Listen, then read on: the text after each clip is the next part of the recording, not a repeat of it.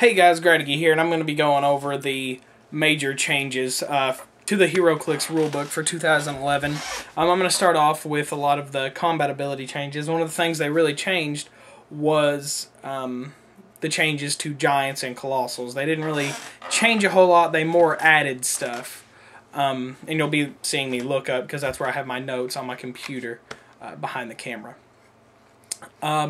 Basically, they've made it to where there actually is size differences, because before Giants were smaller than Colossals, and that was just common sense, but now they actually use that wording. Now they actually say characters that are smaller than others don't block their fire.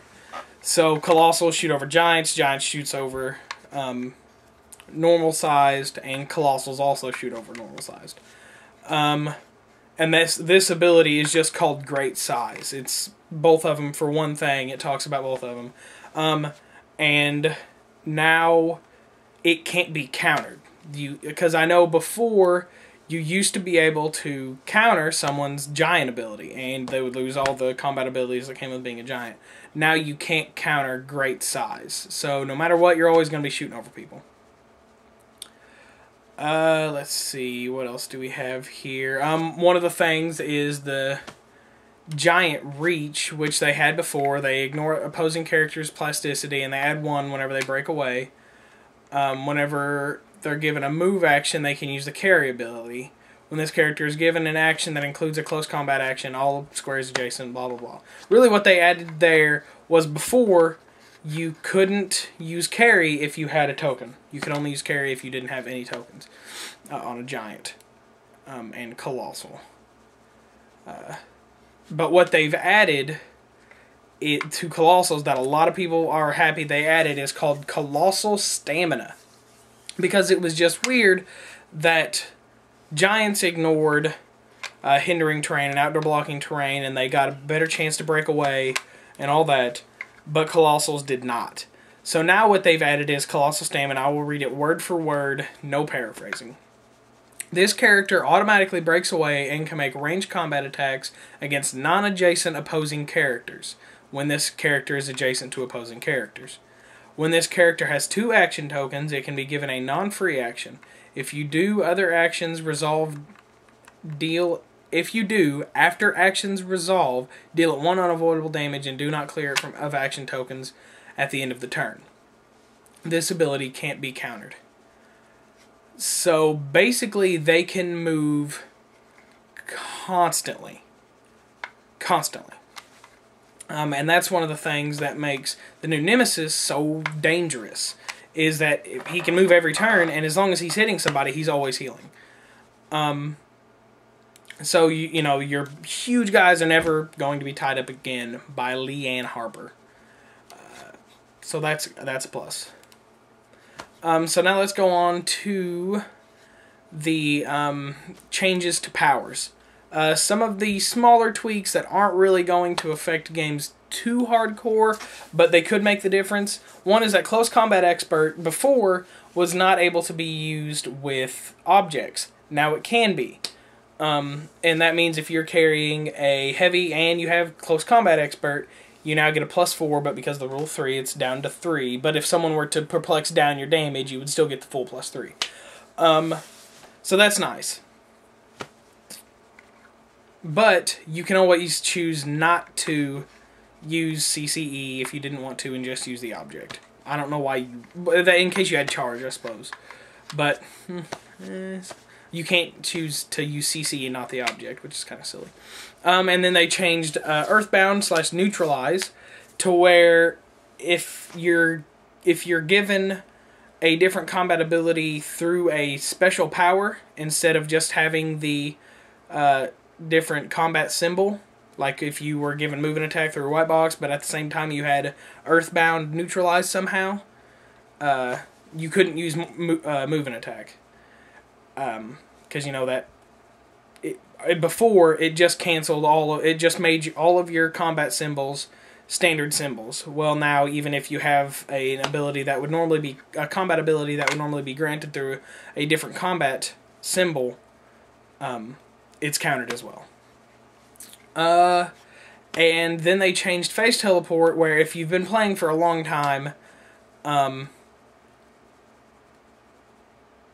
you know that phase teleport at one point was a move action, and now they've changed it to move action.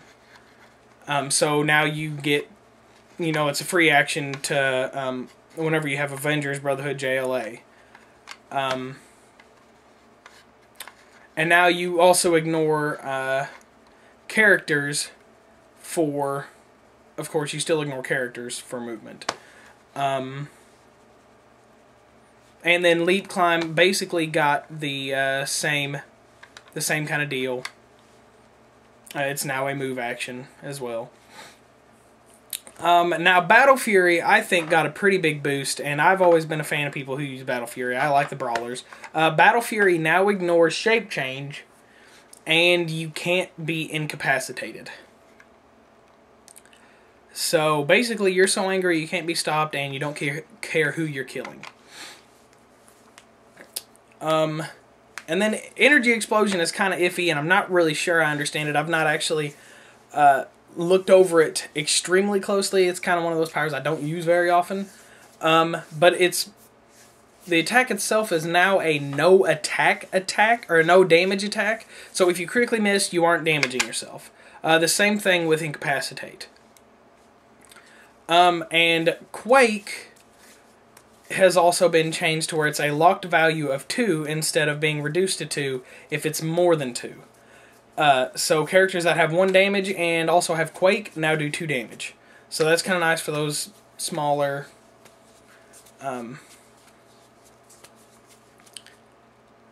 guys that have Quake. Like Cave Carson, I think, is one that has Quake and only 1 damage. Another change is to shape change.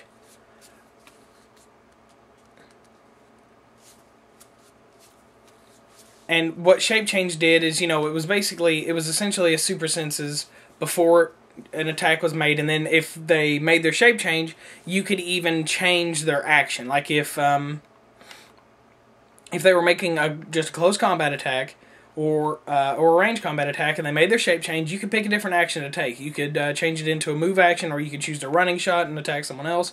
Well, now you can't. You just have to, if at all possible, you just have to pick a different target.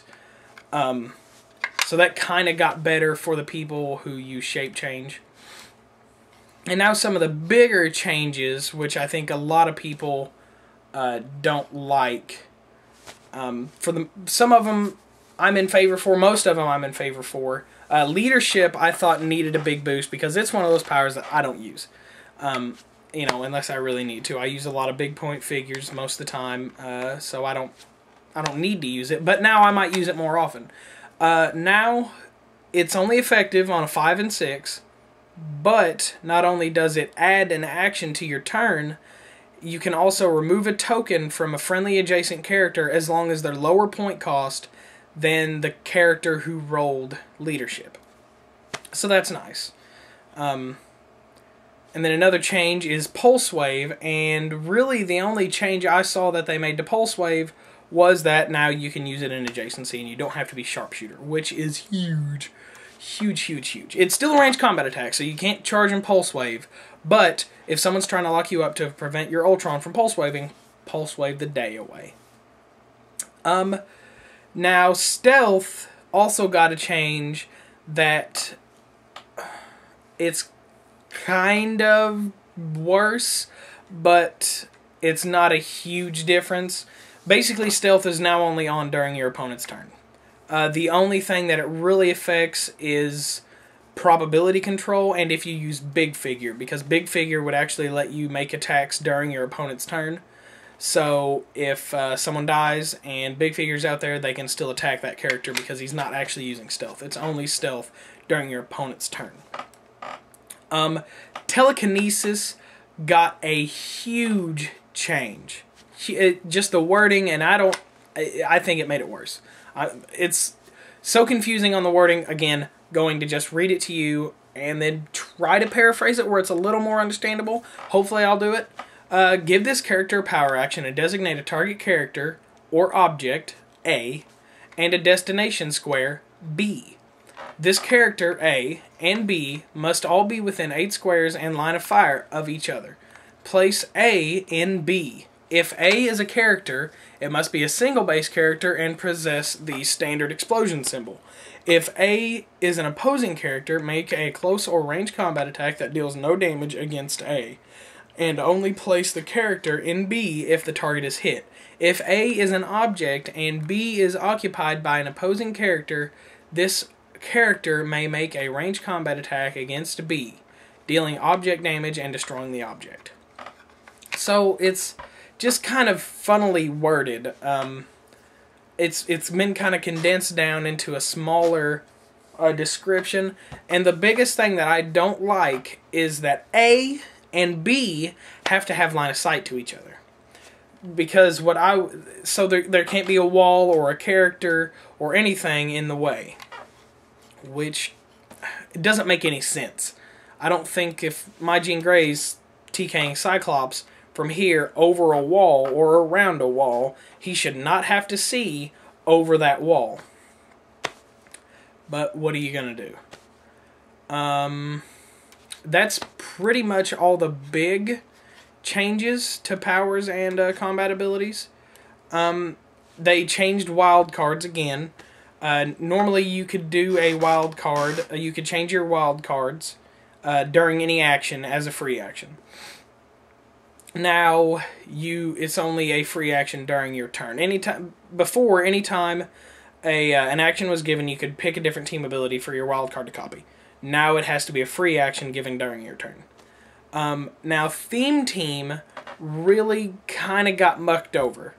Theme Team is no longer in variations of 100 and 150, 100 being generics and 150 being non-generic theme teams. So now instead they're saying that it's in variations of 300. And now they're just saying generic keyword, you need 3 for every 300. Non-generic, you need 2 for every 300. It's a little confusing. But eventually you get used to it. We do it at my venue where I play. And then they also changed the way you get probability controls. Instead, basically, for every 300 points, you get 1 probability control. But it's also every fraction thereof. So, and that applies for the amount of characters you need as well. So 300, you need 3 generic characters, and you get 1 probability control. 400, you need 6 generic characters, and you get 2 probability controls. And they changed the probability control that's given in just a way that would make it a little less broken. If you can already use probability control, you can't use the Theme Team prob control. So, and I'm pretty sure this is solely on the winning team of last year's tournament at Gen Con. He had everyone on his team had prob control, and it was a Mystic theme team. So basically, there was a lot of characters that could use prob control twice around. So they changed it just so people would stop exploiting that. So that's pretty much all the big rule changes. I'll put a link in the description to where you can download the core rulebook and the powers and abilities card. These don't contain the team abilities. This isn't a Marvel or a DC rulebook or power and ability card. So don't download it if you're looking for that. There's no changes to them as of yet. The next starter set will be the Street Fighter starter set, and I'm sure that will probably have some Street Fighter specific team abilities. But until then, what are you going to do? So that's my 2 cents. Play on, guys.